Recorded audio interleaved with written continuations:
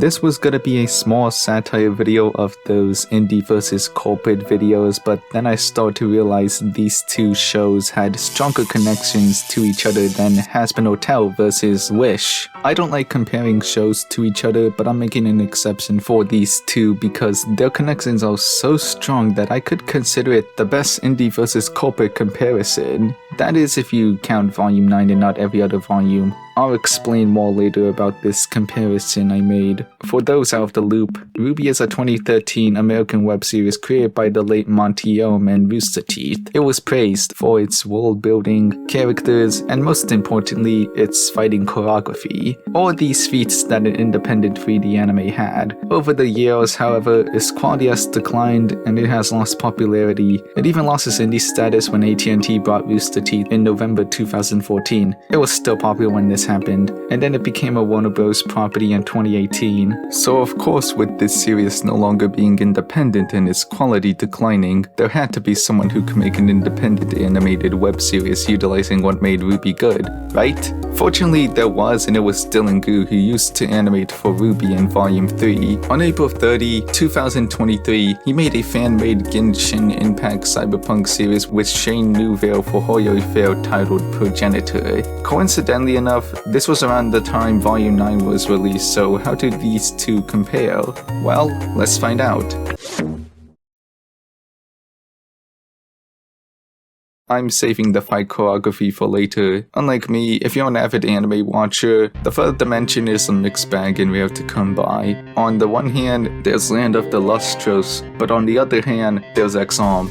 Then there are games like Guilty Gear Strive and Genshin Impact, which do well at 3D anime despite not being TV shows. It's a touchy subject at the end, but we can't forget about the trailblazer of 3D anime known as RWBY, although its current animation quality isn't as good as you think. When you look at RWBY Volume 9's animation quality, it seems passable. The environment is textured well but modeled kind of strange sometimes. Yes, it's a fairy tale world, but still. The characters have black outlines, a dull color palette, and barely any texture for their designs unlike volumes 1 to 3. I know they changed from Poser to Maya, but that doesn't mean texture should be eliminated in favor of a new style. I'm 100% sure during volumes 1 to 3 their designs were made with texture in mind. As for dull colors, I'm guessing it's because of the grim dark tone the show took, but it feels bleak. The movement is fine, but I don't think every comedic moment that happens should contain pauses. As for how Progenitor handles animation, it looks gorgeous. The environment is textured beautifully and gives off its cyberpunk aesthetic.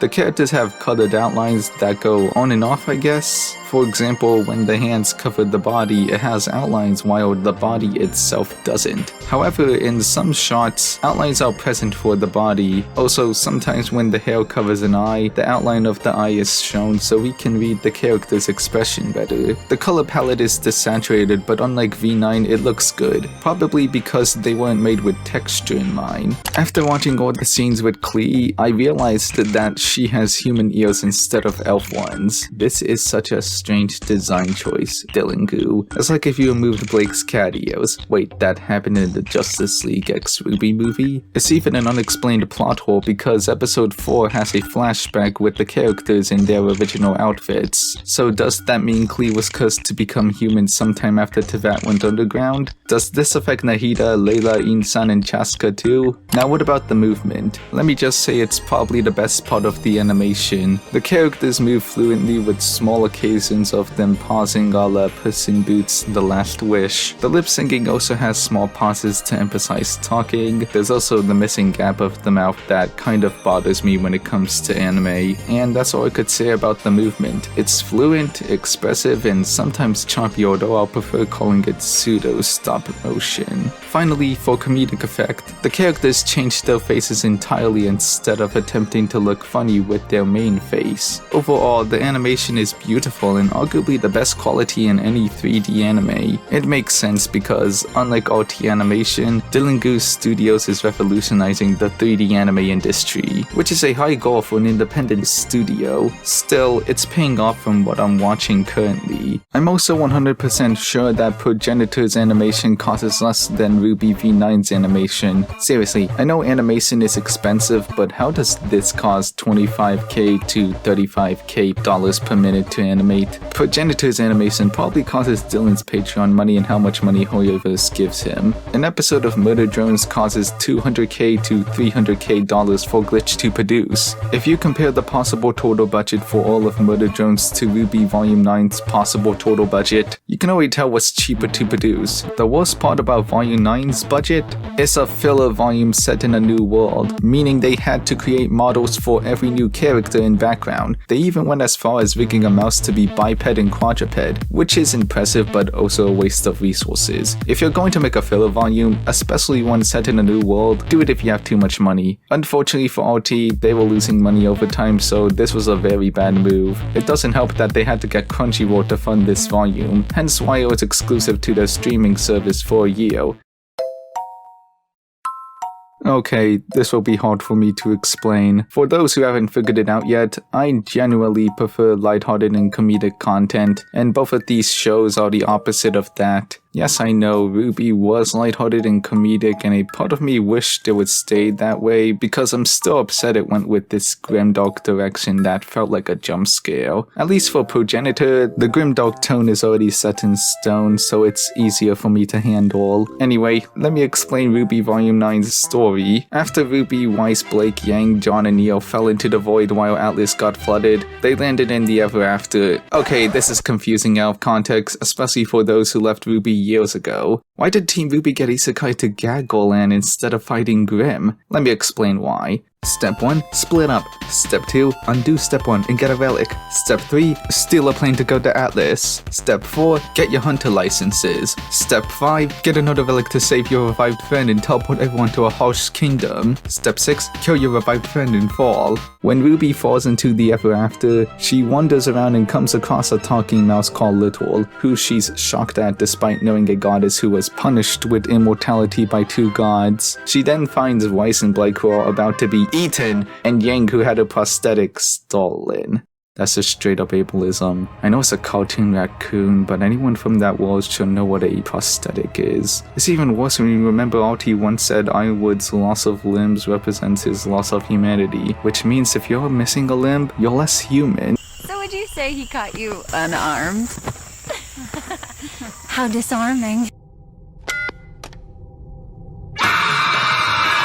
They find out they're in the Ever After, the fairy tale world Alex from The Girl Who Fell Through the World was in. From the book's info, they have to go to the Great Tree with the help of the Curious Cat to escape the realm, while coming across Jabberwockers, the Red Prince King, and John the Rusted Knight. There's also Neapolitan who they have to deal with, but still, cool story. What are the themes and morals of this volume? According to Rooster Teeth, it's about trauma, therapy, imposter syndrome, and emotional growth.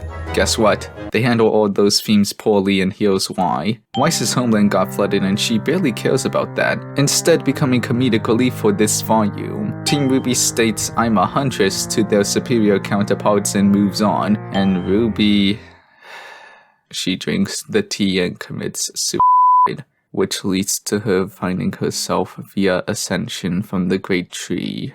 Rooster Teeth, this is your biggest and most profitable franchise. Why is it a good idea to repeat Genlock Season 2's message about suicide after 2 years? Don't even try to say, we're here to have fun, or it's a cartoon, because the topics you deal with are serious. From racism, death, militarism, and finally suicide. Speaking of It's a Cartoon, you know Avatar The Last Airbender, one of the inspirations for this series, deals with militarism, right? Oh well, what am I saying? It's already been parroted many times before that one of RWBY's biggest problems is its identity crisis. It can't decide if it wants to be a fun or serious web series with action because, for the fun part, the writers are good at comedy and have it sprinkled throughout the series. However, for the serious part, the writers can't handle serious topics but still try to make them the main themes. When these two collide, it ends up being a jumbled mess. Now for Progenitor's story and themes. Oh, yeah, this is what I said about the grimdark tone being set in stone. At least it doesn't suffer from tonal whiplash. Unlike Volume 9, which was all over the place like that dreaded tea scene I mentioned being followed up by a group hug. Anyway, the episode begins with a showcase of the futuristic city called New Conria, and we see Wanderer or Net Nomad typing on a computer. We see Alberto or L13 get kicked out by Alice for potentially hurting Klee, which he claimed to not have done. Also, I don't know why, but this scene was cut in the episode 1+2 release. Anyway, Klee wonders if he's still her big brother, to which he says, "I'll always be your brother." We then see him talk with a black cat who got into a fight, and then he revives a plant that keeps dying every week. It hurts him a bit.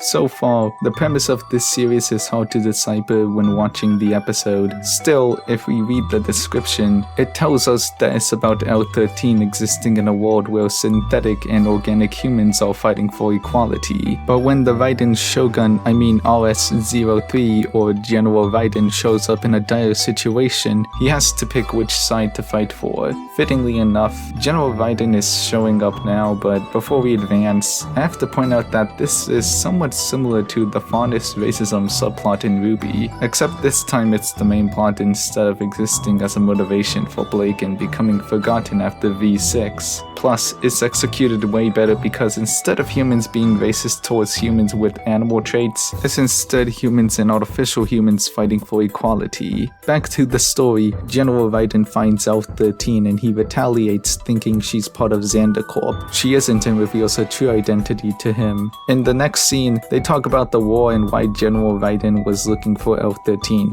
The reason is because Neo Inazuma has been taking heavy losses since L13 left and they need him to make more L-bots. However, L13 argues that they'll lose more lives if he makes more soldiers, and instead prompts making a new life. She doesn't believe that because she just wants a fighting chance. What if that fighting chance doesn't want to die for our cause? We'd be no better than Zandacorp. We are nothing like Zandacorp. But sometimes one death can save thousands of lives. Could you tell that to Sucrose?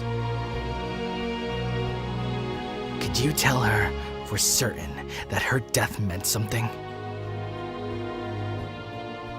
I'm not gonna lie, I'm kinda bothered Sucrose was killed off. I know it's a fan series, meaning the playable characters can finally die, but wouldn't it be nice to keep Sucrose alive for future fights? Oh well, it has more impact than the supposed disappearance of Summer Rose that RWBY keeps building up. Now that I think of it, the theme of Progenitor might be about what's worth sending in conflict. General Raiden believes that an organic staff can save thousands of lives while L13 thinks it might not mean something. It's an interesting topic because how much of an impact will the person's death cause for everyone? From what L13 said, Sucrose didn't cause anything significant during the war before or when she died. It's like she was just another casualty and that's it, which is what makes L13 upset because she was close to him. In contrast, remember RWBY's that I mentioned before? Well, the impact it made for the main cast was zero because, as I said before, she found herself via Ascension and that's it. Oh wait, Ascension.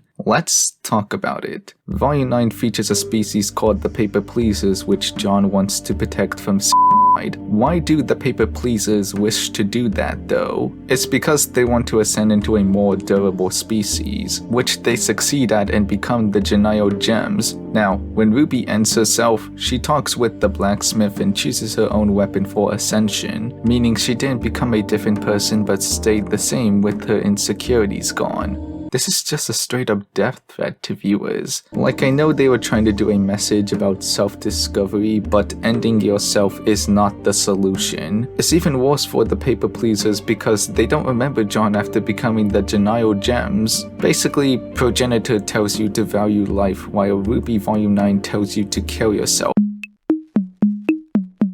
There's something I have to warn you all. I'm not really a fight analyst, but I did watch the Alan Becker video by Chucky Notion, which you should check out, so I have some basic fighting knowledge. Still, I'll try my best to explain the fighting choreography for both of these shows. From what I heard, RWBY V9's choreography is fine, but not as great as Monty's choreography, which tends to be quick and snappy without wasting a move. Seriously, just watch the Red trailer and you'll see why. In the first fight of this volume against the Red Princess Pawns vs WBY, he complains about why he's losing and asks what species each member of RWBY's group is. RWBY states that Little is a mouse, Blake is a faunus, and the rest are humans. That last one cracks his face, so he orders every pawn to attack Weiss, Blake, and Yang for cheating. Wait, so a human with animal feats is fine to mention, but a human without animal feats isn't? That's hypocritical, but anyway, the first fight has just begun. Blake uses Gamble's Shroud to swing Yang in a circle, knocking down multiple pawns. Weiss slices 3 pawns. I know the wiki says she stabbed the pawns, but it looks like she was slicing them in half. I can't tell if the animators used the wrong effect. She uses Myronaster to hang on the swords, jumps from it which causes the swords to fly off, and creates a glimp to levitate in the air for a few seconds. Then she ambushes 4 pawns and uses one of the swords that fell as a spring. I know we're around 25 seconds into the fight, but are the swords made of rubber or something? And the directions they headed don't look accurate for where they landed.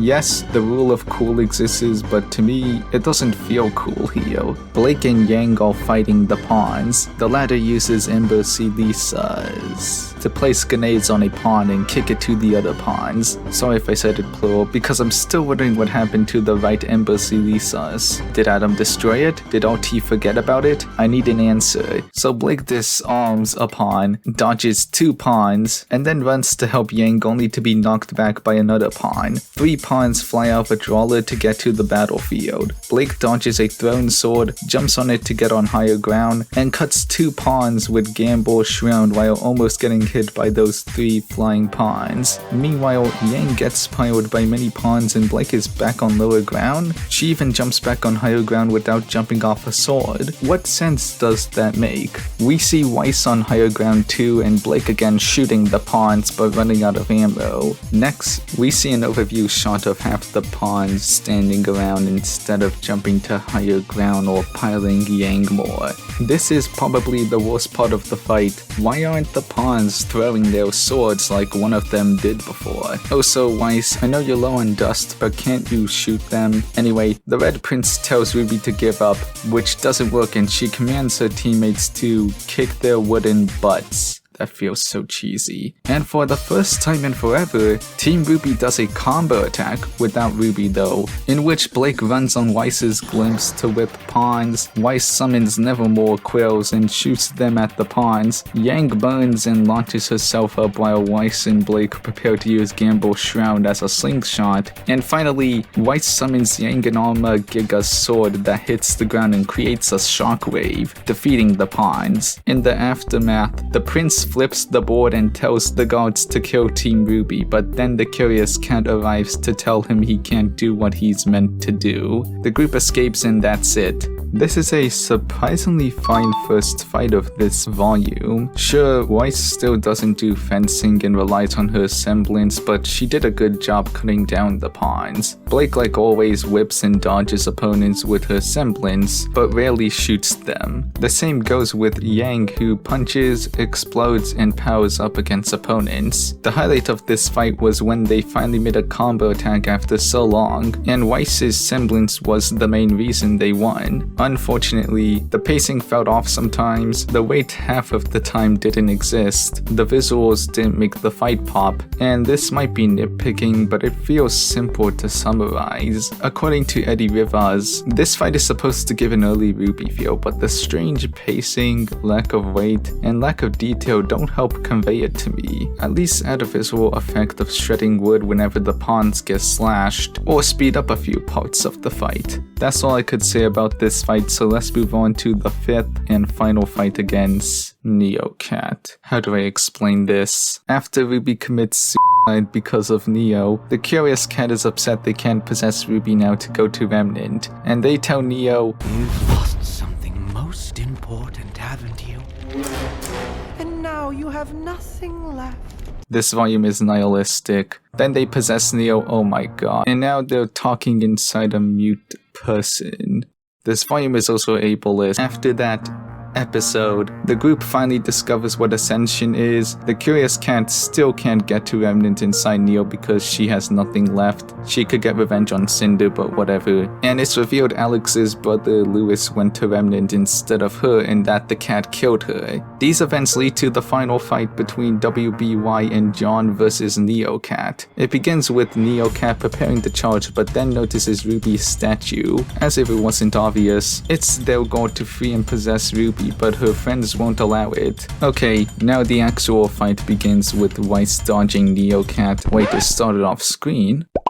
Oh right, the blacksmith scenes I cut out since I told you before that RWBY ascends in the end. If you want one more detail, similar to Tai Yang, now that I think of it, I will pick out the good and bad parts of this fight instead of summarizing. This will also apply to Progenitor's second fight when we get there. For the good parts, the pacing is faster compared to WBY versus the Pawns. I really like this segment with NeoCat and John Arc because of how fast he shields against their attacks, and that despite his weapon Croson Morse being broken and rusty, he can headbutt hard enough for knockback. I also like NeoCat's abilities and attacks, ranging from using Neo's semblance to trick fighters, emotional manipulation, and being a quick but tough fighter who doesn't even need Neo's weapon, Hush. Did I say something good about the emotional manipulation this show has? Unfortunately for NeoCat, when John returns from Alex's talk, which lasted 38 seconds, to tell WBY to burn the leaves from the branch he cut, NeoCat inhales the smoke and Neo starts having regretful feelings, forcing the cat to escape her. However, this isn't the end of the fight because it turns out that the Curious Cat has a bigger and more ferocious form called the Furious Cat, which has a big enough impact to knock all 4 fighters back. They're even strong enough to break John's aura now. Also, remember RWBY's ascension? That's another turning point in the fight and it's very good. But before I tell you about it, can I show you these 2 seconds of WBY fighting the cat? It's also good and it made me wish they didn't spend time animating the blacksmith scenes. There's more teamwork here, like when the cat focuses on fighting Yang while Weiss and Blake prepare to stab and shoot the cat respectively. After RWBY ascends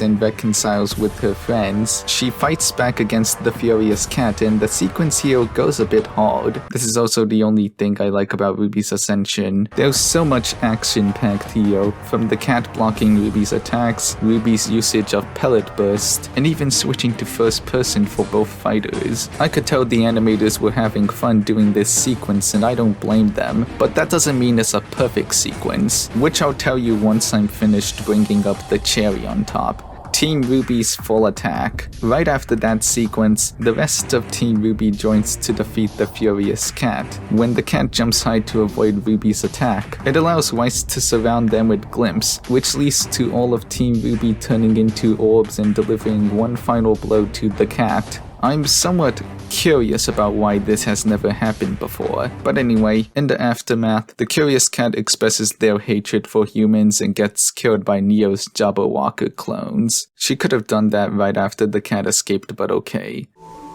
To have what they have. What a thing, huh?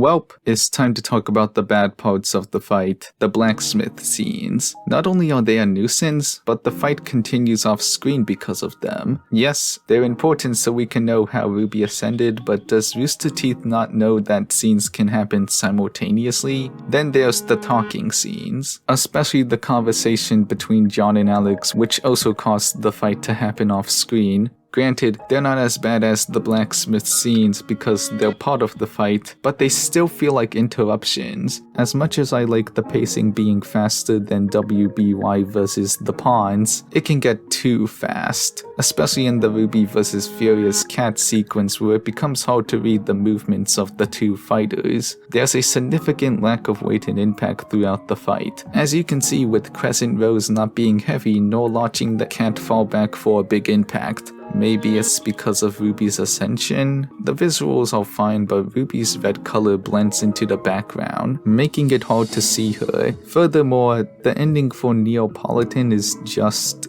why? Even killing her would have been a better and comic fate than having nihilism take her over. In conclusion, this is a debatably good final fight for the latest volume and possibly the whole series since volume 10 hasn't been greenlit yet. However, these two fights aren't as great as Progenitors, which I'll talk about now. In the first fight of the series against the L-Bots versus L13 and Klee, Net Nomad casts his reign to help L13 and General Raiden blend in after running away from the L-Bots thanks to Alice reporting L13. This leads to the bots capturing Klee to see if she knows where L13 is, which she doesn't. She gets out and throws 2 bombs against the L-Bots. The first one hits, but the second one is flicked to a flying car that crashes. Unfortunately for Klee, it isn't enough for her escape and she's now being faced at gunpoint. L13 notices and dashes to the scene, double kicking an L-Bot, slamming down another L-Bot while snatching his gun, and then shooting an L-Bot with the weapon. When he roundhouse kicks an L-Bot and is about to shoot it, another L-Bot holding Klee tries to shoot him but accidentally shoots the L-Bot that L13 was threatening to kill. Finally, the L-Bot is shot and kicked by L13. Would you believe me if I told you all that happened in 10 seconds? Right after that, yet another L-Bot shows up, but since L13's gun ran out of ammo, it has a better advantage, so it takes him down and prepares to shoot him. Klee throws a bomb that hits his foot, which it notices and kicks in the air, but because it was distracted for a moment, L13 takes advantage and grabs the bomb to throw at the L-Bot, ending the fight with an explosion that General Raiden notices.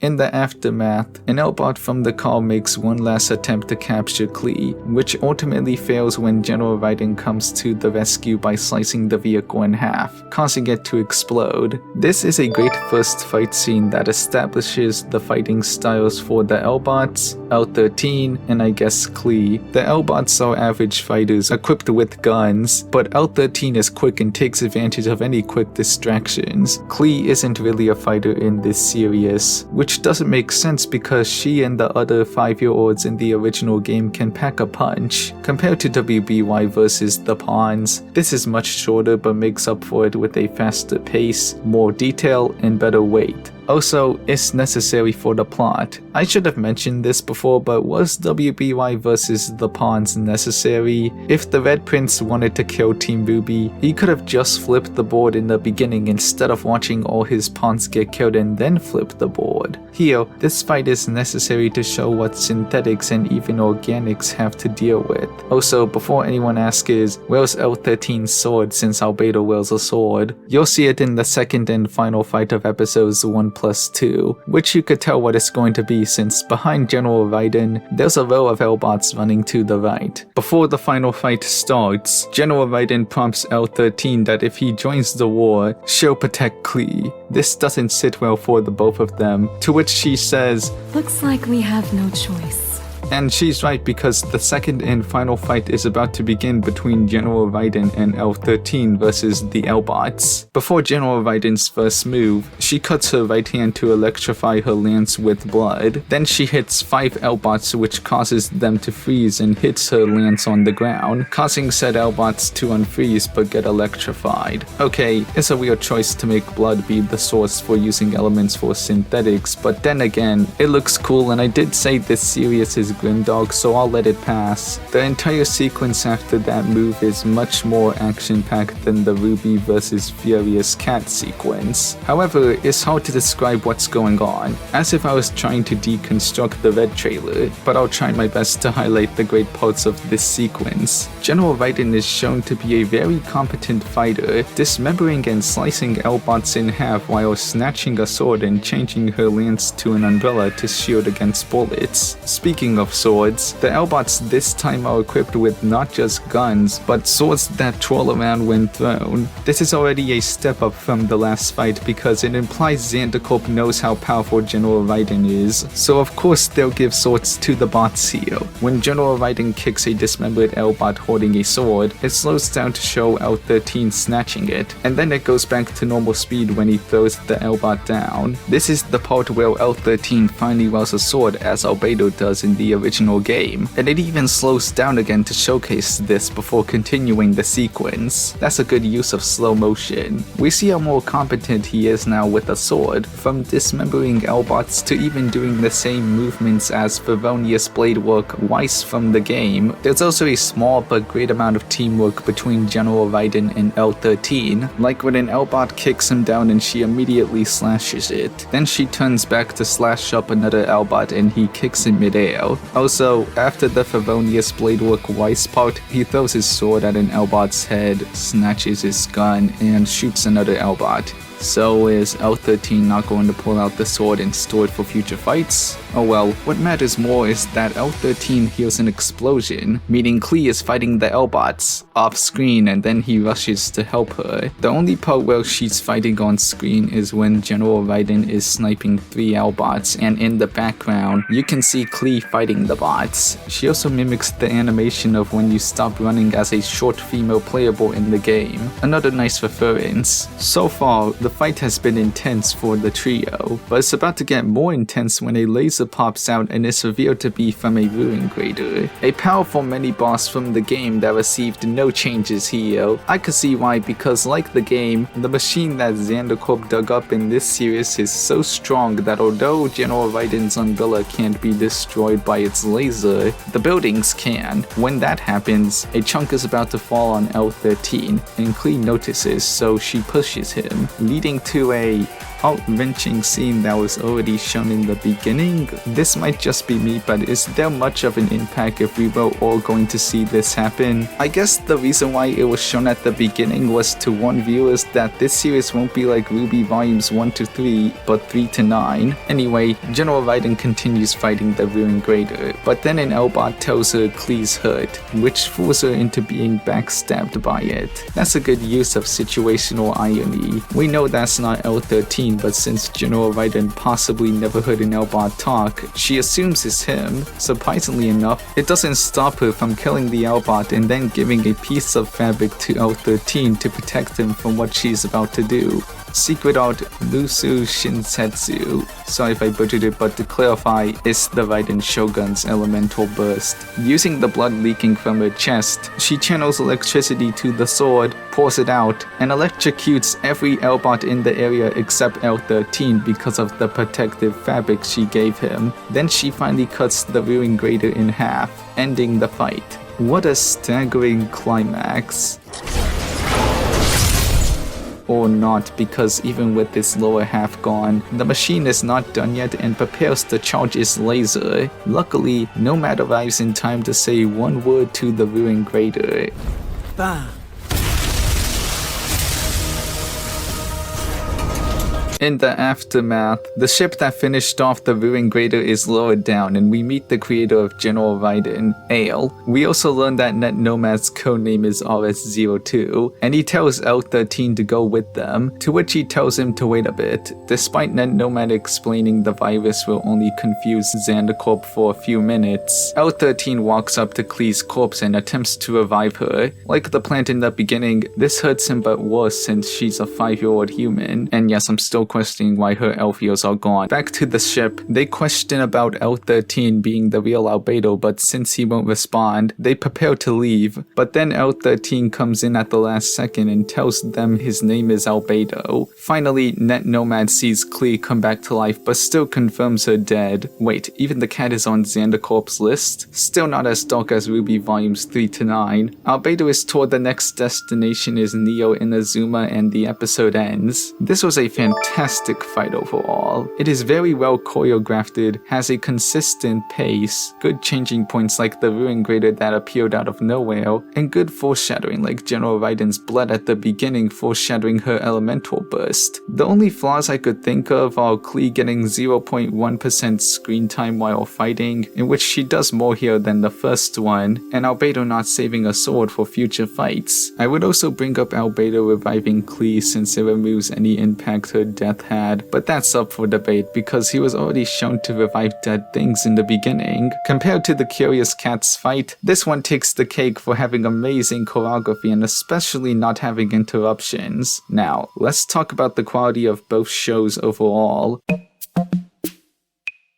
In conclusion, RWBY Volume 9's fights are actually fine but trash compared to Progenitor's fights. Sadly, I didn't get to talk about WBY and John versus the Jabberwocker. That is a bad fight for feeling slow and retconning RWBY's semblance yet again. As for the volume, it's awful for not developing the characters and being unpleasant to watch. In fact, the ending just reverts everything that happened and teleports them to Vacuo, making the whole volume filler. The only non-filler things are Blake and Yang confessing, which is super ironic given RT's track record, Neo's death, and the Ever After being where the Brothers Grimm came from. So will we forget about the citizens that fell in the last volume? Meanwhile, Progenitor's fights have fantastic choreography that I can't put into words properly, like they knew this was RWBY's main appeal. Again, I'm not a fight person, so if anyone's up to the challenge, you can try analyzing DillonGoo and Shane Newville's fighting choreography better than me. As for episodes 1 and 2, they're great episodes that flip some character traits of the Genshin Impact characters, as Nomad cares about A here.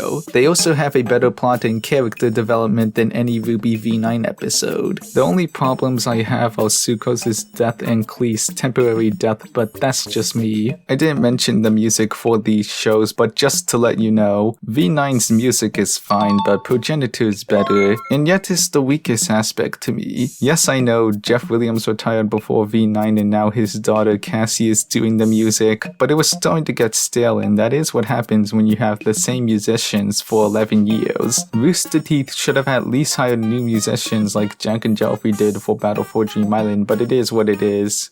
So why am I comparing a recent volume of an 11-year-old show to 2 episodes of a new fan-made show? Let's bring up Hazbin Hotel vs. Wish. What do they have in common? They're musicals starring princesses who have a benefit, but that's it. The setting, target demographic, and animation are different. One is a movie while the other is a show. The only connection they have is the voice actors, and that barely qualifies. For RWBY Volume 9 vs. Progenitor, they're both 3D animes that focus on fights, have a similar target demographic, have heavy themes like death, mixed fantasy and sci-fi, and most importantly, former RWBY animators made the latter. I would also say their web series as you can watch on YouTube for free, but unfortunately, yeah, I should talk about the future right now. What does the future hold for RWBY and Progenitor? Well, for Progenitor, Horrific is going to greenlit new episodes every Horror Fair, so there's not much to say, but for RWBY, oh boy, there's so much I could talk about, but I'm going to keep it brief. As you all know, Rooster Teeth was shut down by Warner Bros. Discovery in March 2024, which means everything I said about RT before now applies to RWBY. 4 months later, Viz Media bought RWBY from RT, so Warner Bros. Wanted to sell it immediately? Interesting, but anyway, I feel very mixed about it. Why did a manga distributor buy a formerly indie series that never gets brought up in modern indie animation discourse? Seriously, Definitely Bought Oranges is the only one who talked about it but saw it in RT in rose-colored glasses. You know, this is the company that got into multiple scandals in its final years, right? You could have used it as an example of how not to run an indie company because this might be a surprise, but WBD wasn't the main reason RT fell. Back to Viz Media, despite them purchasing a web series whose fandom drove off Alicia X Def for not liking Bumblebee, it's unclear what RWBY's future will be. Maybe it'll get manga since Viz publishes manga or reboot on YouTube. In talking with Viz, they're also very excited about this. They obviously care about where the show is now, but they also care about where it came from. And they want to make sure that we can continue this story. We can continue this story. Okay, never mind for the reboot part, but speaking of YouTube, everyone keeps hoping for RWBY to return to streaming services. Why not YouTube? Yes, you can argue that YouTube has low ad revenue, but it's where RWBY got popular, and indie animation is currently popping off there while relying on merchandise to continue. The biggest reason it lost popularity was because it moved to RT's website for Volume 6 and later got removed on YouTube around December 2020. Not the first time for a web cartoon. Also, RT was very controversial and irrelevant in its final years, and now I just figured out why modern indie animation discourse never brings it up. Honestly, I can't imagine RWBY being on any streaming services besides Crunchyroll or Max because of its close relationship with Warner Bros. Discovery. Yes, it sounds weird, but to me, although RWBY started as an indie animated series that I wish came back to its indie roots after RT shut down, it still feels like Warner Bros. Owns it in spirit. Like how Ed, Edd n Eddy is completely owned by its creator but still shows up in Cartoon Network crossovers. You know what? I'm just going to read this comment from Reddit that illustrates how WBD could still be involved in the RWBY IP. Viz has a long-term partnership with WBD. This transfer of IP was probably done based on supporting each other. WBD can help Viz pad their portfolio and have a larger library and gain a small bit loyal fandom that can spread to their other content and subscriptions for an increase of passive income. Then when WBD has the need for studio support, translations, and other content hosting, they don't have to spend money on new deals and connections. Viz has deeper roots and connections when it comes to Japanese media. WBD has to compensate with their larger wallet, but selling an IP for cheaper at the cost of a few million is worth the investment that could make them hundreds of millions in the future. WBD could use Viz connection with various anime studios and publishers to acquire rights for other crossovers, or create deals for anime adaptations of Western media through Japanese studios. To me, that would be the best of both worlds. Like, imagine seeing the WB shield next to Viz. Sure, they were the company that shut down RT, but that doesn't mean RWBY still isn't part of the family. I could argue they only sold it because of their current status. Well, I couldn't resist bringing it up one last time, but before that, I just want to say I'm skeptical about the crossover part this comment was theorizing. If RWBY ends up crossing over with a non-WBD IP besides video games and anime, this will happen. You fools! You've messed with the natural order! Now that's over with. Since we're approaching the end of the video, I want to remind everyone about the horrific state Warner Bros. Discovery has been in since the 2022 merger. I already talked about it in another video, but to summarize, tax write-offs happened, layoffs too, movies were shelved, kids shows were moved to Toonami, stocks plummeted, and last year it was announced that there could be a 60% probability of bankruptcy. Now, this sounds like big news you would hear all across YouTube, but apparently you don't and see videos about Disney instead. That makes sense since they're the biggest Hollywood corporation, but I'm 100% sure Warner Bros. Discovery and Paramount are in a worse situation. For this case, I'm focusing on the former here, but I don't want to talk about it anymore, so here's my suggestion to you viewers. Make as much noise as you can. Make memes, comments, anything to get the attention of YouTubers like Baguette Claim, Patrick CC, Anthony Gremugala, The Critical Drinker, Aldun, Matt Draper, Dr. Skipper, Movie Overload, and Zach Quinn. Yes, some of them are political, but still, we need to do something before the company goes bankrupt. Otherwise, we'll see our favorite things like Cartoon Network and HBO disintegrate. or maybe monopolize. That's all I have to say. So remember, indie creators, especially animators, don't be a rooster teeth and don't blame Warner Bros. For their downfall. Anyways, goodbye.